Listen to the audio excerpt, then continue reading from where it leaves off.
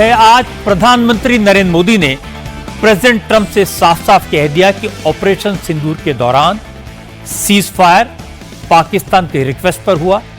Cease fire का फैसला भारत और पाकिस्तान के डीजीएमओस की बातचीत के बाद हुआ। इसमें अमेरिका का कोई रोल नहीं था। मोदी ने डोनाल्ड ट्रंप से कहा, इस दौरान अमेरिका से जो बात हुई उसमें सीज फायर या ट्रेड डील जैसे मसलों का जिक्र भी नहीं हुआ। यह कॉल प्रेसिडेंट ट्रंप के इनिशिएटिव पर हुई थी। मोदी और ट्रंप के बीच 35 मिनट बात हुई। इस दौरान मोदी ने प्रेसिडेंट ट्रंप से 2-3 बातें दो टूक कहीं।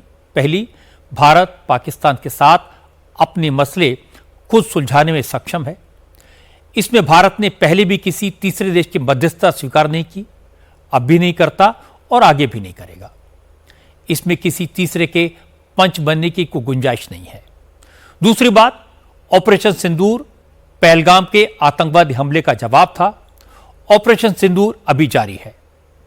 और तीसरी बात, अब भारत किसी भी आतंकवादी हमले को एक्ट ऑफ वॉर मानेगा और इसका जवाब युद्ध स्तर पर ही दिया जाएगा। भारत ने यह बात ऑपरेशन सिंदूर के वक्त ही पूरी दुनिया को बता दी थी, इसलिए अब इस मुद्दे पर किसी को कोई कंफ्यूजन नहीं होना चाहिए। प्रेसिडेंट ट्रंप ने मोदी की बात को सपोर्ट किया, आतंकवाद के खिलाफ लड़ाई में भारत का साथ देने का वादा किया और इसके बाद मोदी से कहा कि वो कनाडा से भारत लौटते समय वॉशिंगटन होते हुए जाएं। लेकिन मोदी ने पहले से शेड्यूल प्रोग्राम का हवाला दिया, ट्रंप के प्रस्ताव को मानने में असमर्थता जाहिर की। प्रेसिडेंट ट्रंप के साथ प्रधानमंत्री मोदी की बातचीत का डिटेल विदेश सचिव विक्रम मिस्री ने मीडिया से शेयर किया। अमेरिका की तरफ से इस बारे में कोई स्टेटमेंट जारी नहीं किया गया, लेकिन कांग्रेस ने विदेश मंत्रालय के दावे पर सवाल खड़े कर दिए। ट्रंप का एक पुराना स्टेटमेंट दिखाकर झूठ बोल दिया। इस मामले में कांग्रेस कैसे एक्सपोज हुई, जयराम रमेश ने अपनी पार्टी की फजीहत कैसे करवाई, ये मैं आपको दिखाऊंगा। और कांग्रेस ने पाकिस्तान के army chief general Asim Munir का हवाला क्यों दिया और आसिम मुनीर की अमेरिका में किस कदर बेइज्जती हुई, यह भी आपको दिखाऊंगा। लेकिन पहले बात करते हैं आज की सबसे बड़ी खबर की, प्रधानमंत्री मोदी की प्रेसिडेंट ट्रंप से हुई बातचीत की। असल में G7 समिट की साइडलाइंस में मोदी के ट्रंप के साथ 1-to-1 मीटिंग तय थी, लेकिन ईरान इजराइल जंग के कारण ट्रंप अचानक वापस लौट गए। इसलिए उन्होंने वॉशिंगटन पहुंचने के बाद प्रधानमंत्री मोदी को फोन किया। दोनों नेताओं के बीच लंबी बात हुई, क्योंकि ऑपरेशन सिंदूर के बाद यह पहला मौका था जब मोदी के ट्रंप से डायरेक्ट बात हुई हो।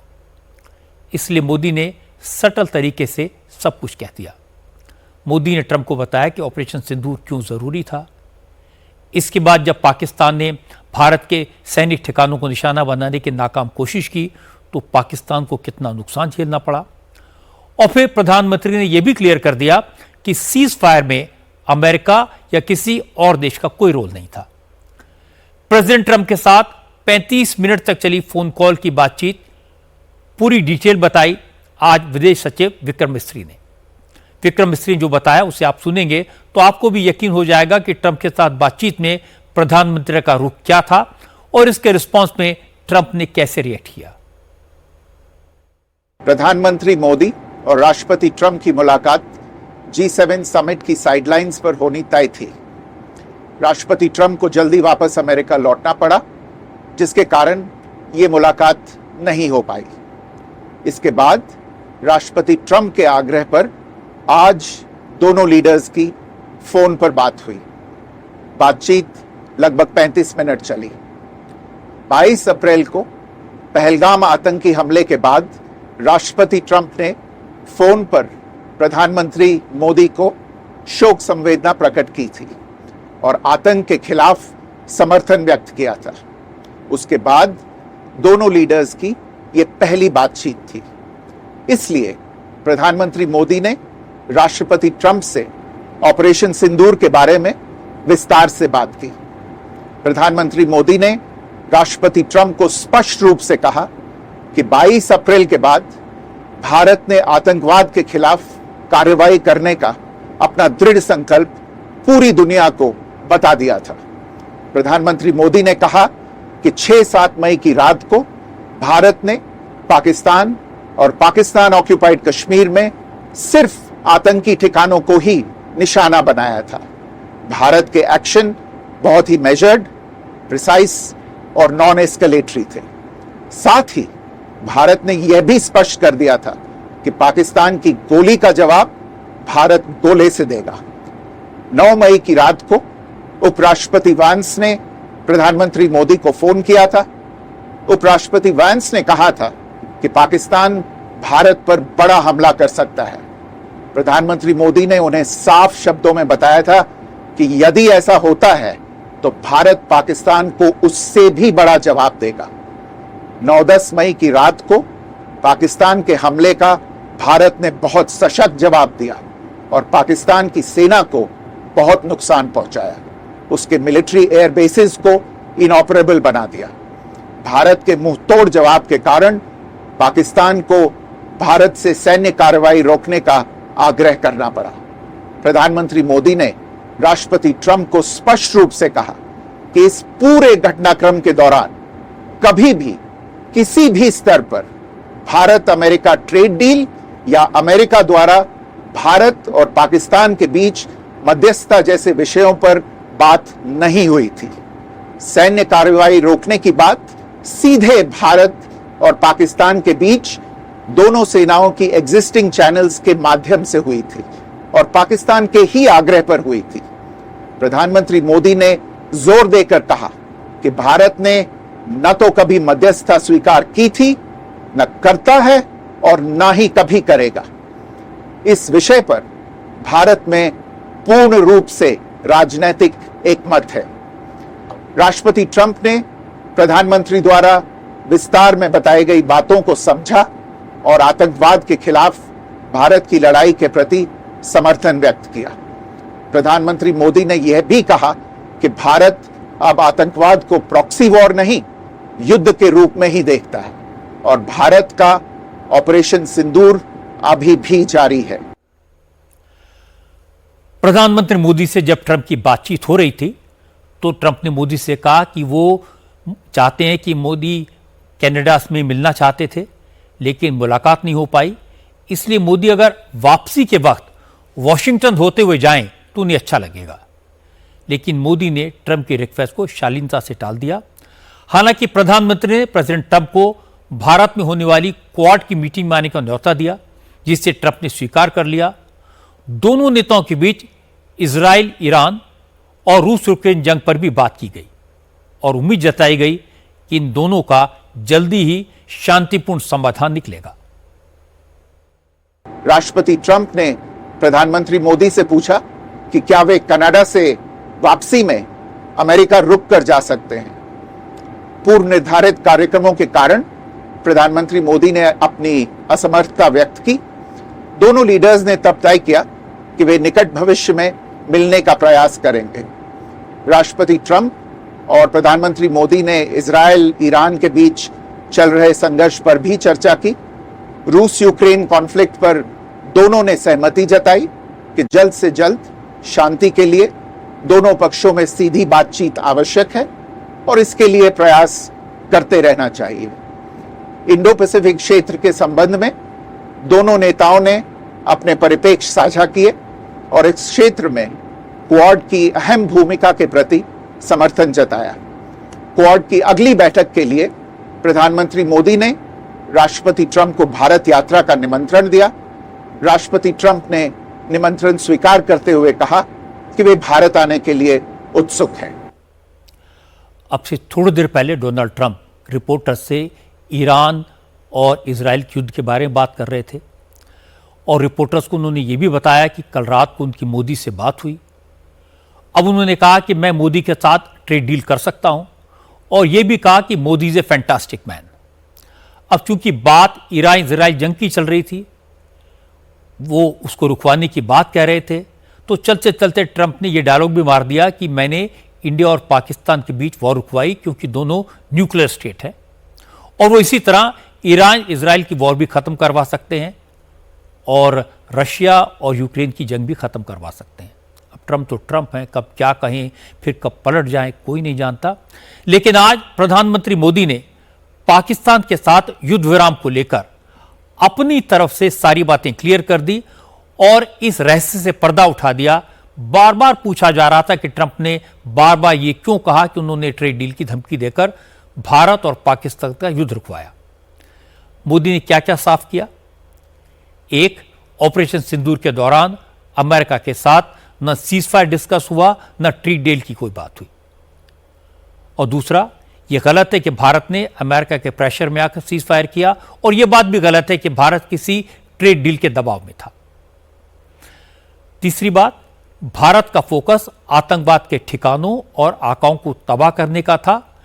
आतंकवाद को लेकर पाकिस्तान का क्या इतिहास है, यह अमेरिका अच्छी तरह जानता है। अमेरिका को मालूम है कि ओसामा बिन लादेन कहां छुपा हुआ था, किसने छुपाया था। अमेरिका के रिकॉर्ड में है कि 1993 में वर्ल्ड ट्रेड टावर जो हमला हुआ था, 9/11 पर जो हमला हुआ था, टाइम्स स्क्वायर पर जो आतंकवादी हमला हुआ था, इन सब में पाकिस्तानी दहशतगर्द इन्वॉल्व थे। ये सब हमले के बाद भागकर पाकिस्तान में जाकर छुपे थे और वहीं से पकड़े गए थे। अमेरिका खुद पाकिस्तान के आतंकवाद का विक्टिम है, लेकिन इस समय अमेरिका को पाकिस्तान की कुछ जरूरत है। क्या जरूरत है? अमेरिका पाकिस्तान को लेकर इतना सॉफ्ट क्यों है, इसके बारे में मैं आपको डिटेल में बताऊंगा। लेकिन पहले यह बता दूं कि मोदी और ट्रंप की बातचीत को लेकर कांग्रेस को मिर्ची क्यों लगी। जैसे ही विदेश सचिव का बयान आया, उसके थोड़ी देर बाद कांग्रेस के महासचिव जयराम रमेश सामने आए और सरकार के दावों पर सवाल उठा दिए। जयराम रमेश ने व्हाइट हाउस का प्रेस नोट दिखाकर दावा किया कि ट्रंप और मोदी की बातचीत पर व्हाइट हाउस की तरफ से जो बयान दिया गया है वो विदेश सचिव के बयान से ठीक उलट है। इसलिए अब प्रधानमंत्री को ऑल पार्टी मीटिंग बुलाकर विपक्ष के सारे नेताओं के सामने बताना चाहिए कि प्रेसिडेंट ट्रंप से उनकी क्या बात हुई। यह तो एक ट्रिपल झटका है हमारे विदेश नीति के लिए। आज खबर आई है कि प्रधानमंत्री और राष्ट्रपति ट्रंप के बीच में 35 मिनट का एक फोन कॉल हुआ है। प्रधानमंत्री ने क्या कहा, विदेश सचिव ने हमें कहा है, देश के सामने रखा है। ट्रंप ने भी निकाला, ये प्रेस नोट निकाला है कि मैंने क्या बात की। जो राष्ट्रपति ट्रंप के नोट में है और जो हमारे विदेश सचिव के नोट में है, यानी कि जो राष्ट्रपति ट्रंप कहते हैं कि ये बातचीत हुई और जो प्रधानमंत्री हमें कहा जाता है कि प्रधानमंत्री ने यह बात की, ये जमीन आसमान का फर्क है। इस नोट में, इनके प्रेस नोट में कहा है, राष्ट्रपति ट्रंप, व्हाइट हाउस से निकला है ये, कि बायलैटरल ट्रेडिंग रिलेशनशिप पर बात की। पर हमारे विदेश सचिव के जो नोट है, हमारे ओर से जो नोट निकाला गया है, ट्रांसक्रिप्ट फोन कॉल का, उसमें तो उसका कोई जिक्र नहीं है। तो इसका एक ही रास्ता है, एक ही हल है। प्रधानमंत्री जी, आप सर्वदलीय बैठक बुलाइए और सारे विपक्ष के नेताओं को अवगत कराइए कि 35 मिनट तक मैंने राष्ट्रपति ट्रंप से बात की और मैंने ये कहा, ये कहा, ये कहा। तभी हमें यकीन होगा ना। ऐसा तो प्रधानमंत्री ने कुछ नहीं कहा, ये विदेश सचिव कह रहे हैं कि प्रधानमंत्री ने कहा है और राष्ट्रपति ट्रंप तो और अलग बात कह रहे हैं। जयराम रमेश पूरे कॉन्फिडेंस के साथ अपना फोन लहराकर व्हाइट हाउस का नोट दिखाकर विदेश सचिव को झूठा साबित करने में लगे थे। लेकिन कुछ ही देर बाद कांग्रेस झूठ का पर्दाफाश हो गया। पता लगा जयराम रमेश व्हाइट हाउस के जिस नोट का हवाला दे रहे थे वो 6 महीने पुराना है। जो नोट जयराम रमेश अपने फोन पर दिखा रहे थे वो 27 जनवरी को व्हाइट हाउस ने जारी किया था। इसका आज की प्रेसिडेंट ट्रंप और मोदी की फोन पर हुई बातचीत से कोई लेना देना नहीं है। आज तो ट्रंप और मोदी की बातचीत पर व्हाइट हाउस की तरफ से न कोई बयान आया, न कोई प्रेस नोट जारी किया गया। फिर भी जयराम रमेश ने 6 महीने पुरानी खबर दिखाकर लोगों को गुमराह करने की कोशिश की। जैसे ही जयराम का ये फर्जी नोट पकड़ा गया तो बीजेपी आईटी सेल के चीफ अमित मालवीय ने एक लंबा चौड़ा ट्वीट लिखा, कांग्रेस से जवाब मांगा। शहजाद पूनावाला ने कहा कि कांग्रेस के नेता मोदी विरोध में इतने अंधे हो गए हैं कि अब किसी भी हद तक गिरने को तैयार हैं। जयराम रमेश के पास तो आजकल सिर्फ एक ही काम है, झूठी, फर्जी, गलत और फेक न्यूज फैलाना। जयराम रमेश भारत की राजनीति के पिनोकियो है। पिनोकियो वो कैरेक्टर था जो रोज झूठ बोलता था, उसकी नाक लंबी हो जाती थी। कांग्रेस पार्टी झूठ की जननी है और उसके सबसे बड़े सप्लायर झूठ के जयराम रमेश है। अब तो जयराम रमेश जी डिजिटल फ्रॉड करने लगे हैं। बताइए, जब विक्रम मिश्री जी के बयान पर वो बात कर रहे थे तो बता रहे थे कि वॉशिंगटन ने, मतलब कि व्हाइट हाउस ने एक प्रेस नोट जारी किया है ट्रंप जी की बातों पर, और ट्रंप जी की जो बातें बताई जा रही है और उसमें बहुत अंतर है। और जो स्क्रीनशॉट उन्होंने प्रेस नोट का बताया, वो प्रेस नोट आज की नहीं है, 27 जनवरी की है। मतलब भारत के पक्ष को कमजोर करने के लिए अब Congress party digital fraud fakery G7 के नाम पर करेगी। सोचिए किस स्तर पर कांग्रेस पहुंची है। पहले इन्हीं महानुभाव ने G7 पे झूठ बोला कि इनवाइट नहीं आया। इन्हीं महानुभाव ने सांसदों की तुलना आतंकियों से की। इन्हीं महानुभाव ने बार बार कहा कि देखिए भारत ने सरेंडर कर दिया। इन्हीं महानुभाव ने बार बार सेना का अपमान, सेना के पराक्रम का अपमान और सांसदों का अपमान किया। और अब मोदी विरोध में उतरते उतरते भारत की विदेश नीति, भारत की सख्त नीति पर एक कटाक्ष करने के लिए और पाकिस्तान को एक हैंडल देने के लिए डिजिटल फ्रॉड कांग्रेस कर रही है। कांग्रेस इंटरनेशनल लायर है। कांग्रेस पूरे विदेश में और देश में अपना नाम बना चुकी है कि झूठी पार्टी है कांग्रेस। जब जयराम रमेश का झूठ पकड़ा गया तो उन्होंने अपनी गलती स्वीकार की, लेकिन यह कहकर बचने की कोशिश की कि वो इंसान है, इंसान से गलती हो जाती है, हो गई। हालांकि इसके बाद एक और धुरंधर सामने आए, संजय राउत। संजय राउत ने कहा, विदेश सचिव की बात पर कौन यकीन करता है? विदेश सचिव तो वही बोलेंगे जो सरकार उनसे बुलवाएगी, इसलिए जब तक व्हाइट हाउस की तरफ से इस फोन कॉल को लेकर कोई डिटेल नहीं दी जाएगी तब तक असलियत पता नहीं लगेगी।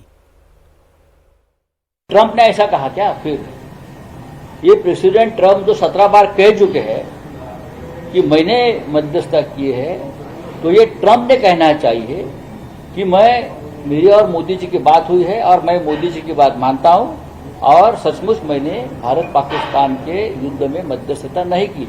ये उसने कहना चाहिए। ये जो मोदी जी के भगतगण हैं उसने नहीं कहना चाहिए।